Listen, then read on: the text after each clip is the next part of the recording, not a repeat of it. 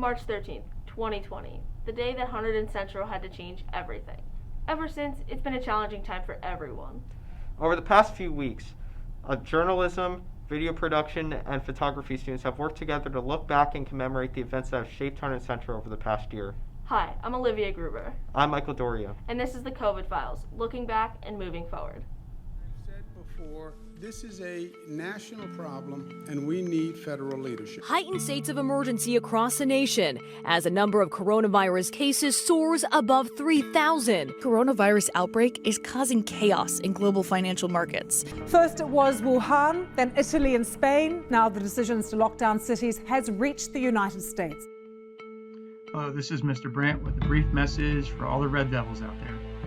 But we're faced now with so many external stresses. On behalf of the entire Hunterdon Central staff, we just want to say thank you very much for all of your hard work over the last 4 weeks.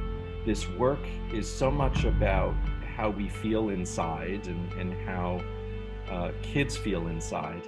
We miss you. We miss the day-to-day interactions that we've had in classrooms, in the hallways, in the cafeterias.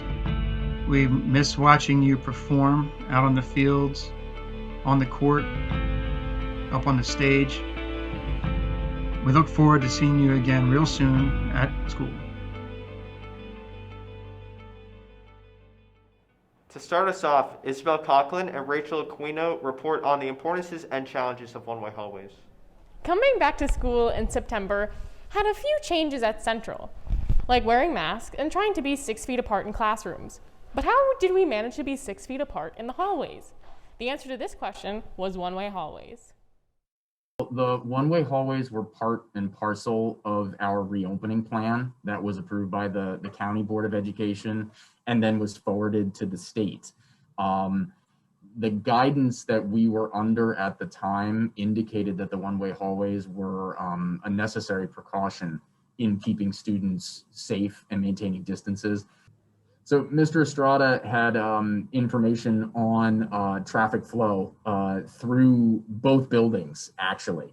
And based on that information, we took that and he and I sat down together and looking at the ways that traffic generally flows within the building, we determined what we felt would be the best directions for each hallway in order to keep the movements of students to the minimum distance as possible. I think what helped was we got a lot more student friendly with regards to some of our restrictions and guidelines, like the final bell. Are you sending a student for a late pass? Is it result in a write-up? And we took all that off the table. We said, guys, just stay safe and get to class. We are always available to and ready to reevaluate the directions. We'll take feedback from students. We'll take feedback from staff. If there's a better way to do it, we want to do it the best way we can do it. This is always what's interesting too, when people say, why don't we do it this way? Or why don't we do it that way? Because a lot of times when we deal with things as a school district, it's not just the teachers that decide, or even the superintendent, or even the Board of Education. A lot of times what we have to do, like in a state of emergency, we have to follow guidelines from those entities that are much larger and that oversee us.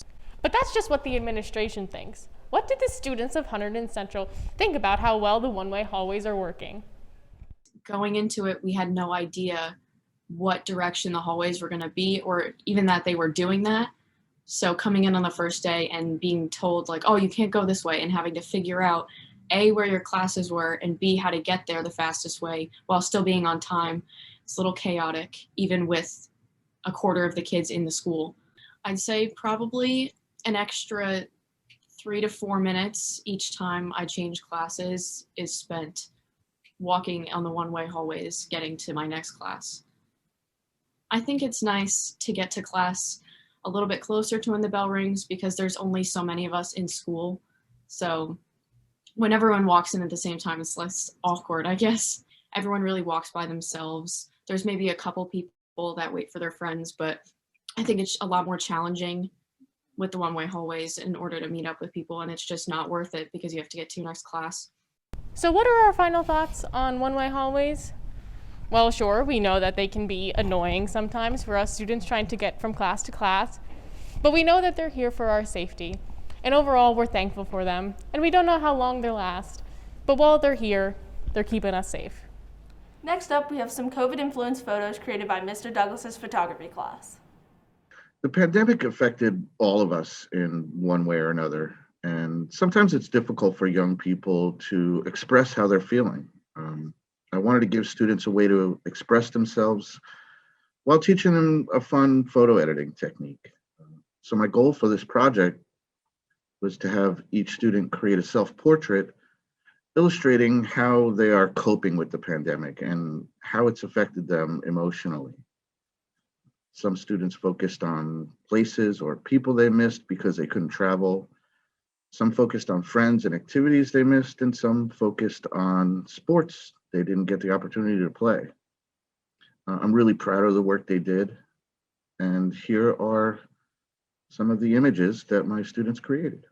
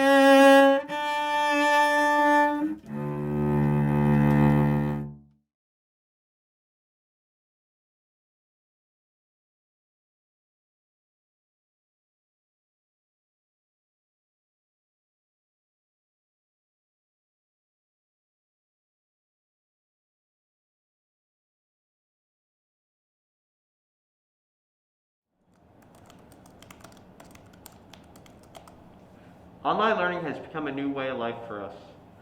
Peyton Brownlee and Jack Mancello talk about the difficulties and challenges that have been presented by online learning.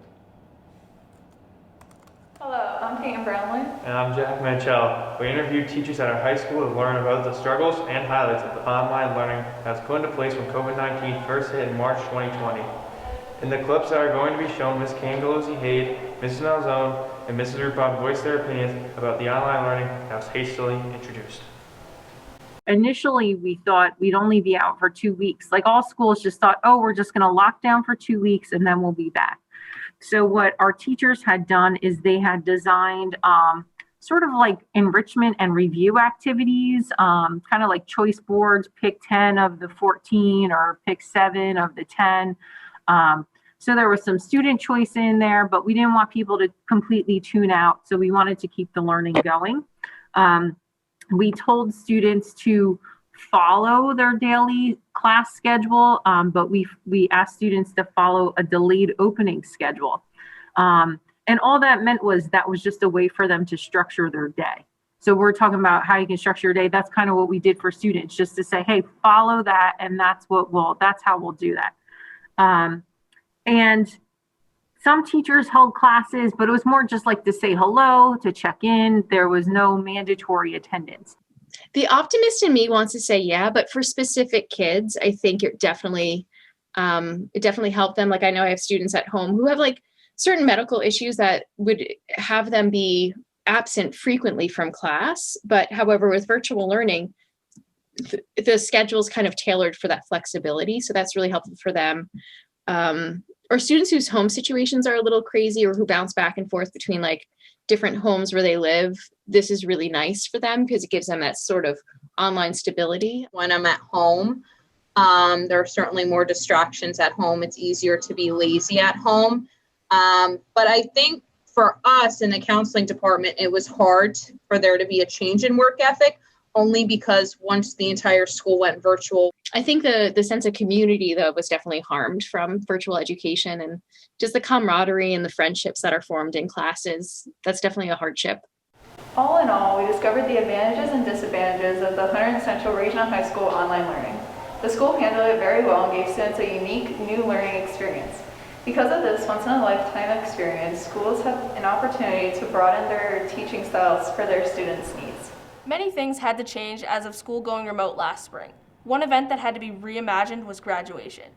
Alex Sheets and Claudia Langenfield bring us the story.